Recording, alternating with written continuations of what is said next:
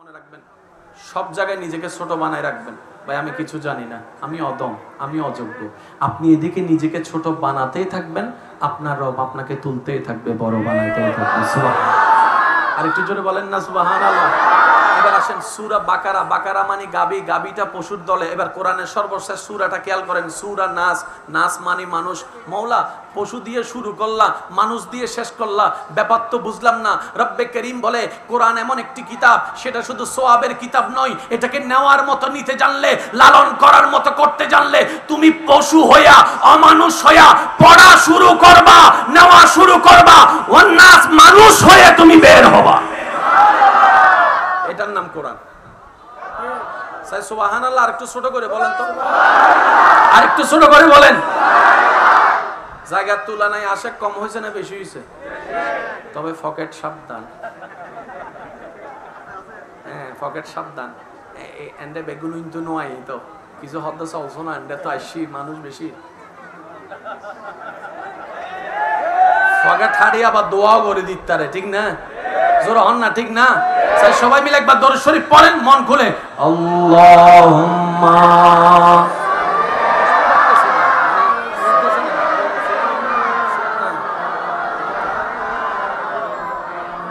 ওয়ালা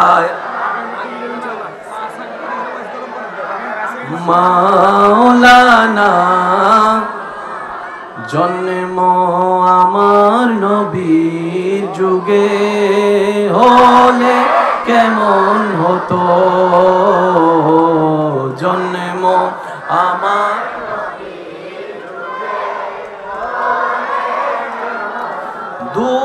দুনয়নের রাসূল পাক দেখিলে হতো, দুনয়নের রাসূল পাক দেখিলে কেমন হতো, জন্ম আমার নবীর যুগে হলে আসতো বেশে হযরতে বিলালের মধুর আযান, যে আজানে ছিল এমন প্রেম মুগ্ধ রহমান। দয়াল নবীর পিছে নামাজ পড়লে কেমন হতো, দুনয়নের রাসূল পাক দেখিলে কেমন হতো, জন্ম আমার নবীর যুগে হলে।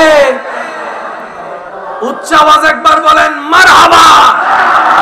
এবার একটা মজার বিষয় শুনেন, এটা কোন সাল? 2023 সাল। 1923 সালে আপনি আমি কেউ ছিলাম না, কিন্তু কোরআন ছিল। সুবহানাল্লাহ বললে সওয়াব পাবেন। এই পয়েন্টটা যারা স্কুল, কলেজ, ভার্সিটি, মাদ্রাসায় পড়ছেন আমার ভাইদেরকে, আমার বোনদেরকে আমি একটু মনোযোগ আকর্ষণ করছি। 1923 সালে আমরা ছিলাম না, কোরআন ছিল। আর একটু জোরে। 2123 সালে আমরা থাকবো না, কোরআন থাকবে। এবার আমি আপনাদেরকে প্রশ্ন করব, আপনারা যার যেটা মন চাই উত্তর দিবেন। কেন আমি এই ধারায় আলোচনা করছি, যাওয়ার সময় না হয় বলেই যাব।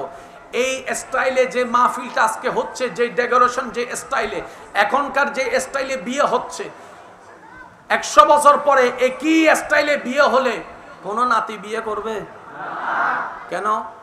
তার দাদার আমলের জিনিস। আমি শুনি নাই, আর একটু জোরে বলেন।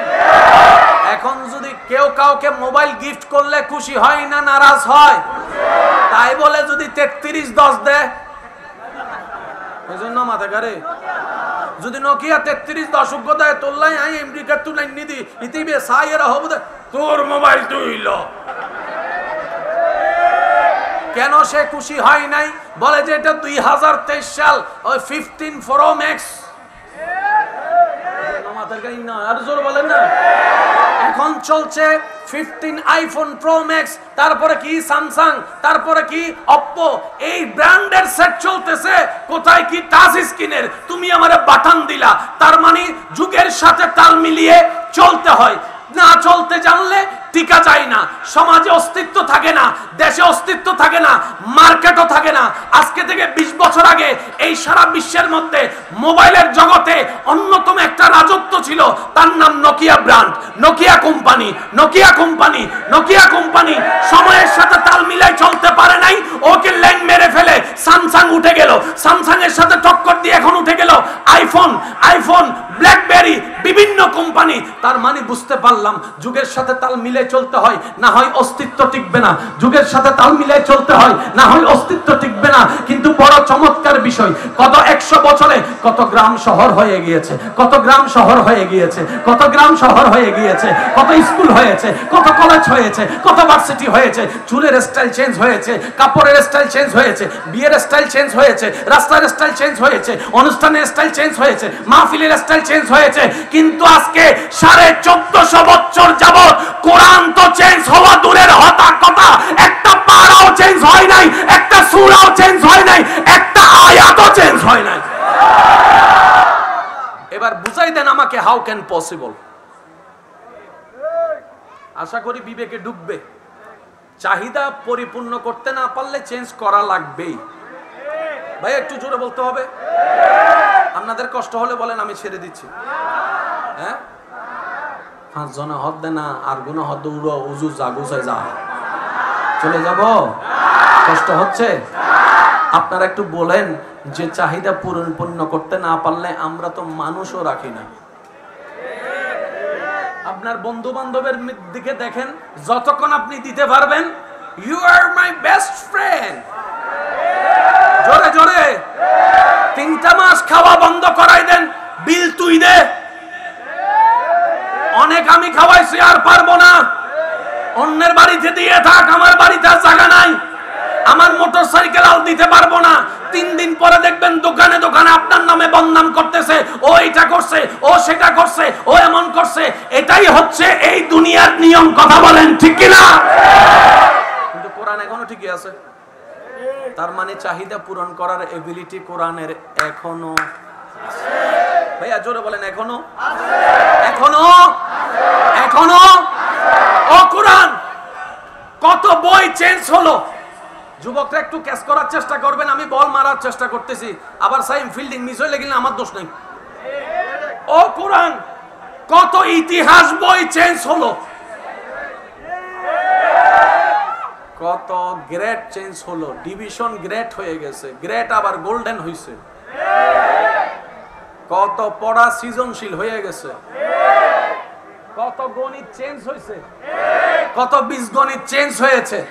জোরে জোরে বলতে হবে, কত রসায়ন চেঞ্জ হয়েছে, কত বিজ্ঞানী থিওরি চেঞ্জ হয়েছে, নাসার থিওরি চেঞ্জ হয়েছে, সৌরজগতের স্টাইল চেঞ্জ হয়েছে, বিভিন্ন জায়গায় পরিবর্তন। কিন্তু তুমি কোরআনের ভিতর কোনো পরিবর্তন দেখছি না। এটার কারণ কি?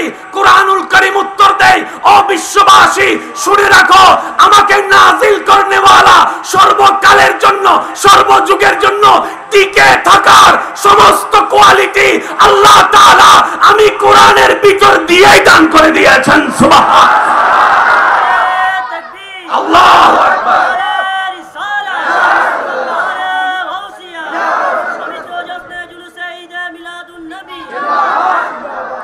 আফসোস আমাদের জন্য, সে কোরআনের মর্যাদা গুরুত্ব না বুঝার কারণে আজকে সেই কোরআনের উপর আমাদের ঘরে ধুল পড়ে আছে। ধুল ধুল ধুল। ভাইয়া প্লিজ প্লিজ প্লিজ, আর কিছু করার নাই। মাইকের আওয়াজ যতটুকু যাচ্ছে, দয়া করে কেউ আর মাহফিলে আসবেন না। এখানে করোনা ভাইরাস আছে, এখানে আর আইসেন না ভাই। দোয়াও চাই, মাফও চাই। যে ঘরে আছেন ঘরে থাকেন, চাঁদ দোকান আছে চাঁদ দোকানে থাকেন, খাওয়া খা কষ্ট করে আসেন না। যতজন আল্লাহর বান্দা নবীর উম্মত এখানে আছেন, সবাই একবার মিলে বলেন মারহাবা। আওয়াজই ব্যান্ডে যাই রন্ডা ফাটাই বললাম ভরিভূত। আর কেন জোর হন না, আর একটু চিল্লাই বলেন। আপনাদের কি কোনো কষ্ট হচ্ছে? ওই কোরআনের মর্যাদা না বুঝার কারণে কোরআনের আজকে ঘরে যাইয়া দেখবেন কোরআনের উপর দুল পড়ে আছে। আমার মা বোন যদি আমার কথা শুনে থাকেন, হয়তো সবার ক্ষেত্রে নয়, কিছু কিছু মানুষের ক্ষেত্রে হয়তো খেয়ালই হয়ে নেই, টিভি মোছার টাইম পাইছি, ফার্নিচার মোছার টাইম পাইছি, থাই গ্লাস মোছার টাইম পাইছি, কিন্তু ওই যে কোরআনটা রেখে দেওয়া হয়েছে ওইটা আর মোছার টাইম। আমি জিজ্ঞেস করলাম, ভাইয়া কোরআনে ধুল পড়ে আছে, ব্যাপার কেটে রেখে দিলা কেন? এখনো রমজান মাস আসে নাই তো এটা এখানে রাইখা দিচ্ছে। সেজন্য আমি প্রায় সময় একটা কথা বলি, ভাই আল্লাহর কাছে এটা চাইছি, সেটা চাইছি, এটা পাই নাই, ওইটা পাই নাই, এই কথা না বলে এটা বলে শুকরিয়া করেন যে আল্লাহর কালামের মর্যাদা যথাযথ দিতে না পারার কারণও যে আল্লাহ আমাদেরকে আযাব দিয়ে ধ্বংস করে দেয় নাই, আগে এটা শুকরিয়া আদায় করেন।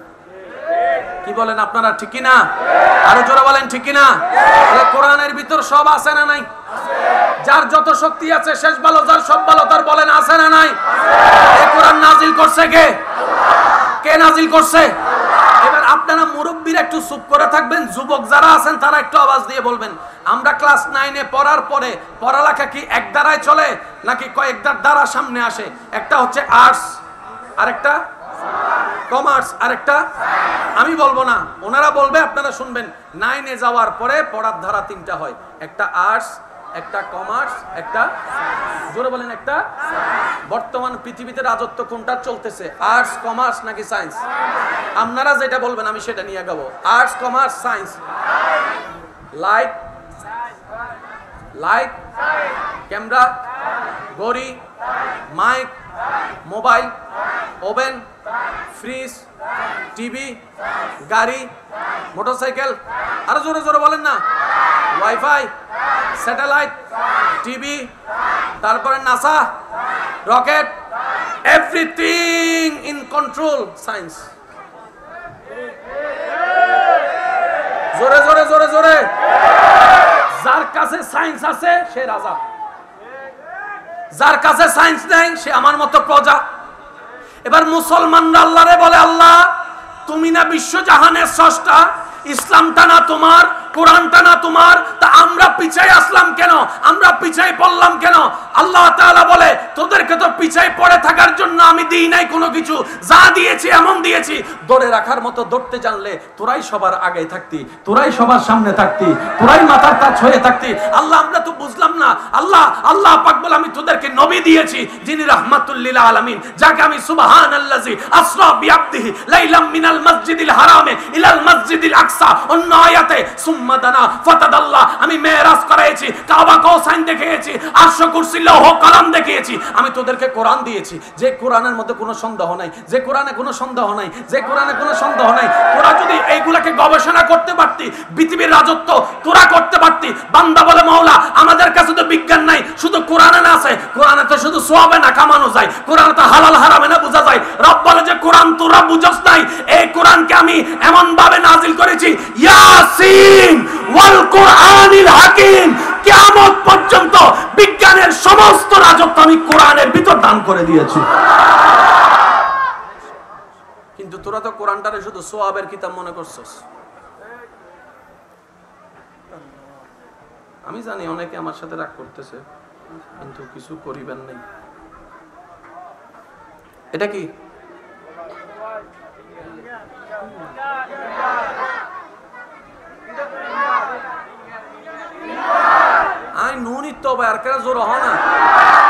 সত্যি করে বলবেন, এই ফিঙ্গারের সাথে আপনার পরিচয় হয়েছে 20 বছর, 30 বছর নাকি 5-10 বছর? সবাই সবাই তাহলে কেউ না কেউ আবিষ্কার করেছে। আবিষ্কার কখন হয়েছে? কেউ না কেউ গবেষণা করেছে। গবেষণা কখন করেছে? কারো না কারো মাথায় আসছে। প্রথমে মাথায় ভাবনাই, ভাইয়া আব্বা প্লিজ, প্রথমে ভাবনাই মাথায় এসেছে, তারপর সেটার উপর অ্যানালাইসিস গবেষণা করতে করতে করতে করতে করতে 10 বার 20 বার 30 বার ফেল হয়েছে, তারপরে গিয়ে একটা জিনিস আবিষ্কার হয়েছে, তারপরে গিয়ে সেটাকে কমপ্লিট করেছে, তারপর সেটা বিশ্বে ছড়াইয়াছে। যদি কমপ্লিট না হতো বিশ্বে কখনো ছড়াতো না। জোরে বলেন না, ছড়াতো না। এবার সেই ফিঙ্গারপ্রিন্ট সম্পর্কে সবারই জানা আছে।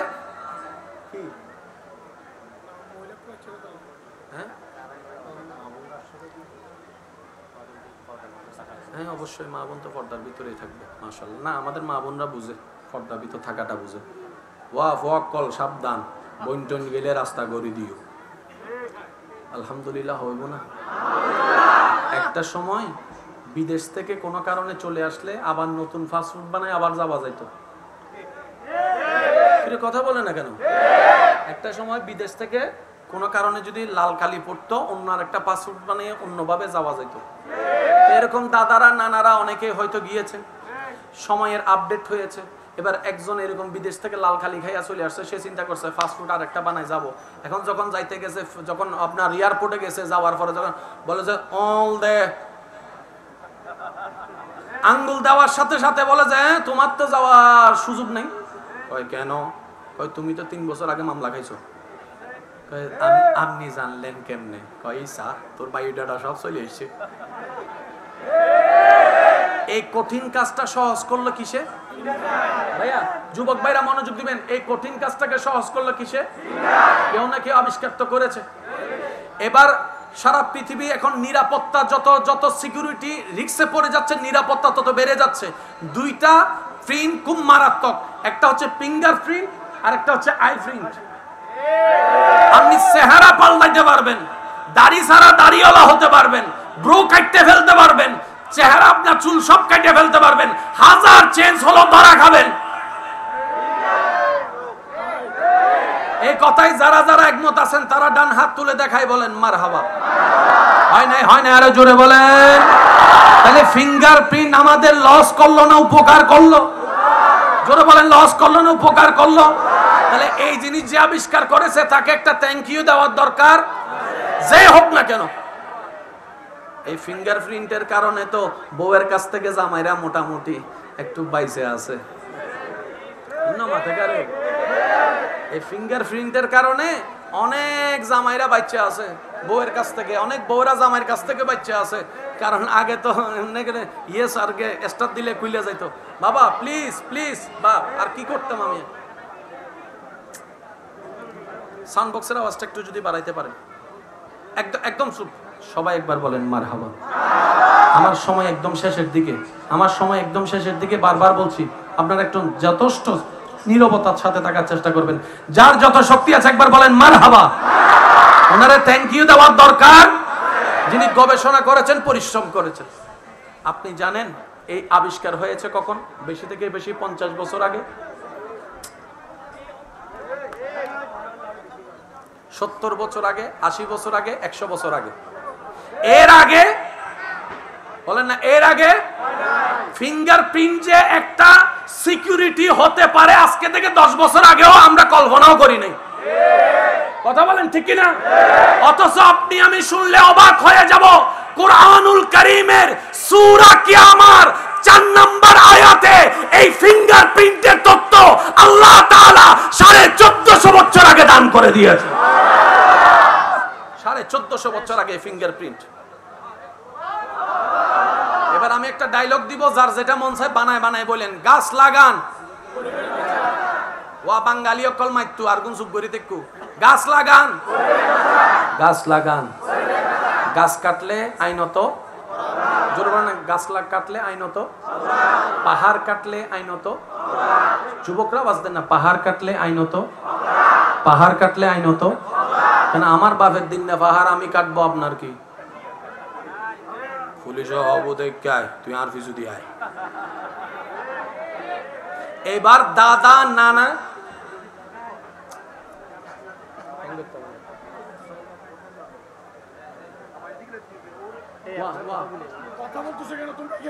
আস্তে আস্তে কিছু করিবেন নাই। আশেক মানে আশেক, ফল মানে ফল। ঠিক না বেটি? খাওয়া আছে ফল হকলে কে দিন নিয়ম মানে না। আমি মাঝে মধ্যে ভাবি এই পাগলদের পাগলামির অবস্থা দেখে, যারা আল্লাহ এবং নবীর কথা শোনার জন্য নিজের সব কিছুকে বিসর্জন দিয়ে এরকম কষ্ট হয় জানে, দাঁড়িয়ে থাকবে জানে, ফ্যান নাই জানে, এসি নাই জেনে এত কষ্ট সহ্য করে আপন করে নেই কষ্টকে। এই পাগলগুলা যেই দিন নবী রহমাতুল্লিল আলামিনকে নিজের চোখে দেখবে, আর একটু জোরে, ওই মুহূর্তটা কেমন হবে যখন নবীকে সামনাসামনি আমরা দেখতে পারবো। হাই হাই হাই হাই, আল্লাহ আমাদেরকে একটু বুঝার তৌফিক দান করুন। পাহাড় কাটা নিয়ে আইনা অন্যায়, জেল আছে না নাই? কেন শুনেন, যে কোনো যুবক ভাইকে জিজ্ঞেস, আব্বা আব্বা প্লিজ প্লিজ প্লিজ, বাবা প্লিজ প্লিজ, যে কোনো যুবক ভাইকে জিজ্ঞেস করেন, আমার বোনদেরকে জিজ্ঞেস করেন, যারা বিজ্ঞান নিয়ে পড়ালেখা করে, সমাজ বিজ্ঞান নিয়ে পড়ালেখা করে, তারা বলবে এই পাহাড়টা যদিও তোমার বংশের, কিন্তু কাটার অধিকার তোমার নাই, কারণ এই পাহাড়টা দলিলগতভাবে তোমার হলেও এখানে আমার লাভের একটা বিষয় আছে, লোকসানের বিষয় আছে। সেটা কি? পাহাড়কে বিজ্ঞানের ভাষায় বলা হয় পৃথিবীর পেরাক। সুবহানাল্লাহ বলেন। পাহাড় হচ্ছে পৃথিবীকে ভারসাম্য করে রাখে। পাহাড় যত কাটতে থাকবে পৃথিবী তত হালকা হতে থাকবে, যত হালকা হতে থাকবে। সেজন্য ছোটবেলা যখন ছিলাম ভূমিকম্প হলে বুঝতেও পারতাম না, এখন ভূমিকম্প হইলে পাহাড় কাটতেছে পৃথিবী দুর্বল হচ্ছে, পাহাড় কাটতেছে পৃথিবী দুর্বল হচ্ছে। আজকে থেকে 100 বছর পরে চিন্তা করে দেখেন, আমাদের কারণেই আমরাই আমাদের কষ্টের কারণ, নষ্টের কারণ, ধ্বংসের কারণ হচ্ছে। এই পাহাড়গুলা কিন্তু কোনো জিনে এসে কাটতেছে না, আমরা কাটতেছি। এই পাহাড়গুলা ফেরেশতা এসে কাটতেছে না, আমরা কাটতেছি। তাহলে আমরা টিকে থাকার জন্য পৃথিবীর দরকার, পৃথিবী টিকে থাকার জন্য পাহাড়ের দরকার। এটা সমাজ বিজ্ঞান বুঝলো কয় বছর আগে? 60 বছর আগে, 70 বছর আগে, 100 বছর আগে। কথা বলেন ঠিক কি না? অথচ একই তত্ত্ব কোরআনুল কারীমে আল্লাহ তাআলা 1450 বছর আগে বলে ওয়াল জিবালা আওতাদা। চিৎকার দিয়ে বলেন সুবহানাল্লাহ। কিভাবে বুঝাই আমি আপনাদেরকে? কোরআন পৃথিবীর বুকে অনেকে তো কোরআন পুড়ে ফেলে না, আর একটু আস্তে করে বলেন। কোরআনকে ছিঁড়ে ছিঁড়ে ডাস্টবিনে ফেলে, আবার রাগ সহ্য করতে না পেরে আগুনও ধরায় দেয়।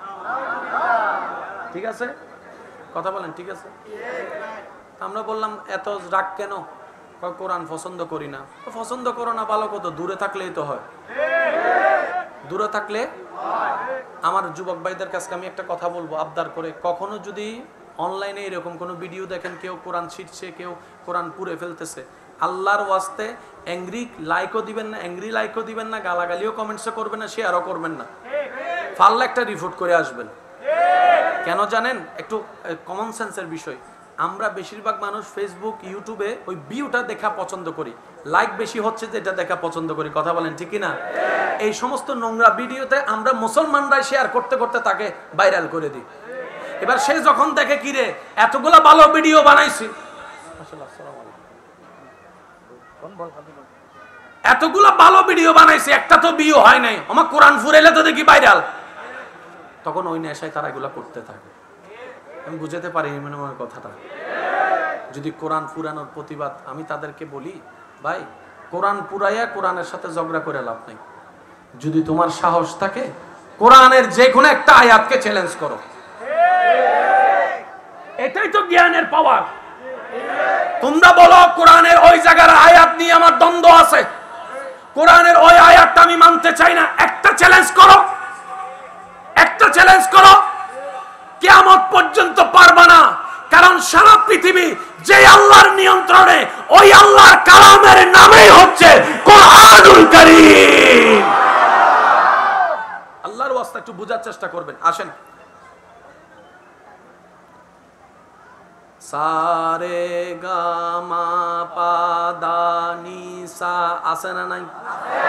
বাংলা গান জোরে বলেন না, বাংলা গান, হিন্দি গান, তারপরে আরবি গান, ফার্সি গান, বাংলা কবিতা, ইংরেজি কবিতা, আর বাংলা কবিতার ভিতরে রবীন্দ্রনাথ, জোরে বলেন না, তারপরে নজরুল গীতি, তারপরে আমাদের কবি পল্লী জসিমউদ্দিন। এবার একটা কথা মনে রাখবেন, আমি একটা জিনিস বলবো, আপনারা শুধু আমাকে বলবেন, প্লিজ একটু শুনেন। গান নাকি সরা না কবিতা আপনারাই বলবেন। হাট্টিমা টিম টিম তারা মাঠে পারে ডিম, আমাদের ছোট নদী চলে বাঁকে বাঁকে, বৈশাখ মাসে তার হাঁটু জল থাকে। জোরে বলেন না। থাকবো না কো বদ্ধ করে, দেখবো এবার জগৎটাকে। নজরুল সাহেবের রং আলাদা, রবীন্দ্রনাথ সাহেবের রং আলাদা, কবি জসিমউদ্দিনের রং আলাদা। এবার আপনি নজরুলের লেখাটাকে যদি রবীন্দ্রনাথের স্টাইলে পড়েন কেমন হবে? থাকবো না কো বদ্ধ করে, দেখবো এবার জগৎটাকে। শ্রোতারা হবে তুই নাম জোরে বলেন না। এবার আপনি যদি রবীন্দ্রনাথের বিষয়টাকে যদি আপনি নজরুলের স্টাইলে পড়েন, আমি শুধু এতটুকু বুঝাতে চাচ্ছি যার যার একটা আলাদা রং আছে। ভাই জোরে বলেন না, আছে না নাই? আছে না নাই? আছে না নাই? এবার আমি বলবো, আপনারা শুধু একটু খেয়াল করবেন। আমাদের ছোট নদী চলে বাঁকে বাঁকে, বৈশাখ মাসে তার হাঁটু জল থাকে। আই ছেলেরা আই মেয়েরা ফুল তুলিতে যায়। পরের লাইন আপনারা বলেন না, দেখছনি সব অটো ফাঁস বসে রয়েছে। আই ছেলেরা আই মেয়েরা ফুল তুলিতে যায়। মাশাআল্লাহ, 10-এ 10। কষ্ট হচ্ছে আপনাদের? এবার আমি বলি, এগুলা কি? কবিতা। কবিতা কাকে বলে একটু খেয়াল করবেন। প্রথম নাম্বার লাইনের শেষের অংশের শব্দের ছন্দ তালের সাথে দ্বিতীয় নম্বর লাইনের শেষের শব্দের ছন্দর তাল মিল থাকতে হবে এবং আগের পরের অর্থ ঠিক থাকতে হবে, তাহলে এটা কবিতা বলা যেতে পারে। এই কথায় সবাই একমত আছেন তো? এবার আমি একটা পড়তেছি, সেটা আপনারা একটু বলেন। আমাদের ছোট নদী চলে বাঁকে বাঁকে, হাট্টিমা টিম টিম। আগা মাথা কিছু হই নে আর কেন জোর হন? আগা মাথা কিছু হইছে কেন? দোনোটাই কিন্তু আমি ওইখান থেকে পড়েছি, কিন্তু আমি নিয়ম ফলো করি নাই।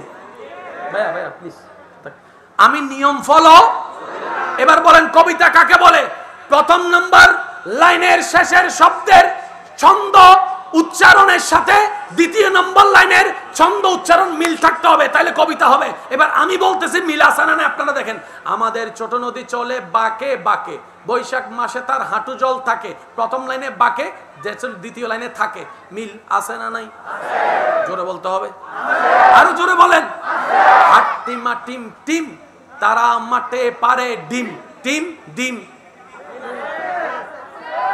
আই ছেলেরা আই মেয়েরা ফুল তুলিতে যায়, ফুলের মালা গলায় দিয়ে মামার বাড়ি যায়।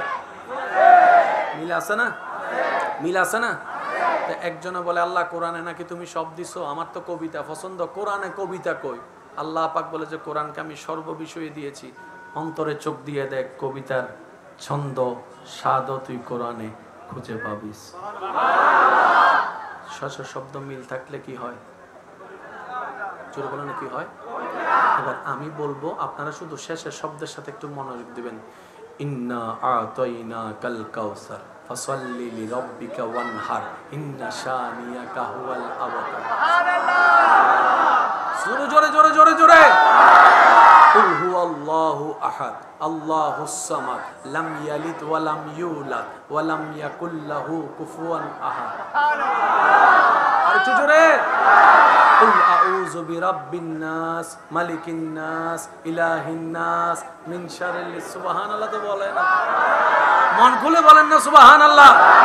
আলাম তারা কাইফা ফাআলা রাব্বুকা বিআসহাবিল ফিল আলাম ইয়াজআল কাইদাহুম ফি তাদলিল ওয়া আরসালা আলাইহিম তায়রান আবাবিল। সুবহানাল্লাহ। হয় না হয় না, আরে জোরে। কুল আউযু বিরাব্বিল ফালাক মিন শাররি মা খালাক। আরেকটু জোরে, আরেকটু জোরে, আরেকটু জোরে। কোরআন এমন একটা কিতাব যেখানে কবিতার ছন্দ মওজুদ আছে। কি নাই সেটা বলেন। পাই নাই, ব্যর্থতা আমাদের। খুঁজি নাই, ব্যর্থতা আমাদের। না হয় কোরআনকে, ইসলামকে, নবীকে আল্লাহ অল কমপ্লিট করে দুনিয়াতে পাঠিয়ে দিয়েছেন। সুবহানাল্লাহ। আরেকটু জোরে বলেন না সুবহানাল্লাহ। সবাইকে বুঝার তৌফিক দান করুন। যতই ব্যস্ত থাকবেন, নামাজের টাইম হবে, নামাজ পড়ার চেষ্টা করবেন ইনশাআল্লাহ। বলেন আরো জোরে বলেন, আরেকটু জোরে বলেন। কেউ যদি জিজ্ঞেস করে নামাজ কেন পড়ো, প্লিজ, শেষ বালতা সব বালতা, কেউ যদি জিজ্ঞেস করে নামাজ কেন পড়ো, আপনি বলবেন যে আমি শুধু আমার মওলাকে খুশি করার জন্য পড়ি। আরেকটু জোরে। কেউ যদি বলে ব্যবসা বন্ধ করে নামাজ পড়ো কেন, আপনি বলবেন যেখান থেকে রিজিক আসে সেখানে হাজিরা দিতে যাচ্ছি। আরেকটু জোরে। কেউ যদি বলে যে বই বন্ধ করে নামাজ পড়ো কেন, আপনি বলবেন যেখান থেকে জ্ঞান আসে ওইখানে হাজিরা দিতে যাচ্ছি।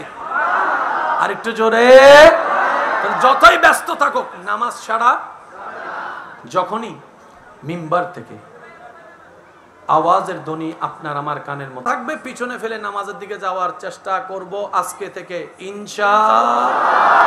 সর্বোচ্চ চেষ্টা করব মসজিদে গিয়ে জামাতে পড়তে ইনশাআল্লাহ। যদি কোনো কারণে নাও পারি, যে যেখানে থাকবো, ব্যবসায় হলে ব্যবসায়, চাকরিতে হলে চাকরিতে।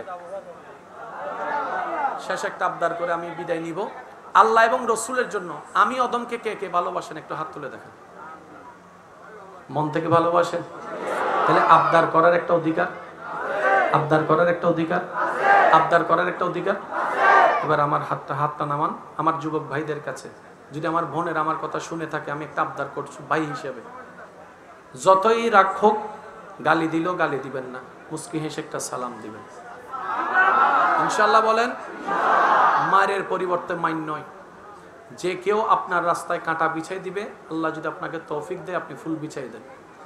বিশ্বাস করেন ভাই, আমার কথাটা রাখেন। এমনি মন না চাইলে আমার কথাটা রাখার জন্য হলো করেন। কিভাবে যে আল্লাহ পাক আপনাকে দিবে আপনি কল্পনাও করতে পারবেন না। এমন জায়গায় আল্লাহ আপনাকে পৌঁছাই দিবে যেটা আপনি কখনো আশাও করেন নাই। আল্লাহর কাছে কোনো কিছু এত বেশি চাইবেন না, শুধু এতটুকু বলবেন, আল্লাহ আমি তোমার প্রিয় হতে চাই। এই একটা দোয়ার ভিতরে সব দোয়া আছে। আর একটু জোরে বলেন না সুবহানাল্লাহ। মাঝে মধ্যে আমাদের কথার সাথে মা বাবার কথা মিলবে না, এটাই স্বাভাবিক। এমন যদি কখনো সিচুয়েশন হয়, আমার ভাই বোনদেরকে বলবো, মা বাবা যদি আপনার সাথে না বুঝে কিংবা কথাটা বুঝাতে না পারেন, মাথাটা নিচু করে, চিকটা নিচু করে থাকবেন, অপেক্ষা করবেন। যা গালি দেওয়ার দেখ, বকা দেওয়ার দেখ, কারণ মা বাবা জোতা দিয়ে ফিটানোরও অধিকার আছে। এই আওয়াজ দিয়ে বলেন আছে না নাই? মা বাবা যদি সবার সামনে আপনাকে আমাকে জোতা দিয়ে ফিটাই, ইজ্জত যাবে না? ইজ্জত বাড়বে যে। আপনার চুপ থাকা দেখে যখন সমাজ বলবে এই ছেলেটা তো বড় আদবদার, জুতার বাড়ি খেয়েও মার সাথে বেয়াদবি করে নাই, এলাকার সবার সামনে সম্মান কমবে না বাড়বে? যখন এই এলাকার কাহিনী দেখবে, আল্লাহ দেখবে কি দেখবে না? আল্লাহ পাক বলবে যে আমার বান্দার ভিতরে আদব আছে, ফেরেশতা তার রিজিক বাড়ায় দাও, তার ইজ্জত বাড়ায় দাও, তার সম্মান বাড়ায় দাও। বলেন না সুবহানাল্লাহ। তো কখনো যদি এমন হয় মা বাবাকে বুঝাতে না পারেন, একদম চুপ হয়ে সরে যাবেন। একদিন দুই দিন অপেক্ষা করে দরকার হলে মা বাবার পায়ে ধরে বসে যাবেন। বসে গিয়ে বলবেন যে মা কথাটা রাখো না, বাবা একটা মিনিট কথাটা শোনো না। শুনবে কি শুনবে না আপনারাই বলেন। যদি বলেন না আপনারা বলেন শুনবে। মা বাবা যেন আমাদের কারণে কষ্ট না পায়। আর আল্লাহর ওয়াস্তে শেষ কথা, কোনো মেয়ে যাতে ইফটিজিং এর শিকার না হয় ইনশাআল্লাহ বলবেন। অনেকে এখানে আছেন 3-4টা 5টা ফ্রেম করেন, এত কম করে লাভ কি? 10টার দর করেন, 20টার দর করেন। লাইফ তো একটা মজা, তো করবেন একবারই, এত কম করে লাভ কি? তবে হ্যাঁ, আপনি এখানে যেরকম প্রেম করতেছেন তারে বিয়ে করবেন না, অথবা সবাইকে বিয়ে করা আপনার পক্ষে পসিবল না। আপনার বউয়ের সাথেও নিশ্চয়ই কেউ না কেউ, শুনি নাই আপনি বদদারাটালার বউয়ের লগে এখানে প্রেম করবেন, যার সাথে বিয়ে হবে বদদারাটে। আপনার বউটা আছে হালি শহরে, আপনি এদিকে অন্যের হবু বউয়ের লগে প্রেম করতেছেন, ওদিকে আপনার হবু বউয়ের লগে আরেকজন। এটা মাইনে নিতে পারবেন? সেটাই বলছি কোরআনের কথা। ও ভাই, মানবেন? এটা সহ্য হবে? এবার পবিত্র চান? বলেন না পবিত্র চান, ভালো চান? তাহলে আল্লাহর ফরমান, নিজে পবিত্র থাকো, অন্যকে পবিত্র রাখো। তোমারটা যেখানেই থাকবে, পবিত্র রাখার থাকার ব্যবস্থা আমি আল্লাহ নিজেই করে দিব। বলেন সুবহানাল্লাহ। যত ওলামায়ে কেরাম এসেছেন ওনাদের সকলের কাছে দোয়া চাই, ওনাদের হায়াতে ইজ্জতে আল্লাহ সর্বদিকে 1000 গুণ বরকত দান করুক, আমিন। সর্বশেষ একটি কথা, আল্লাহর প্রত্যেকটা সিদ্ধান্তে আমরা যেন খুশি থাকতে পারি।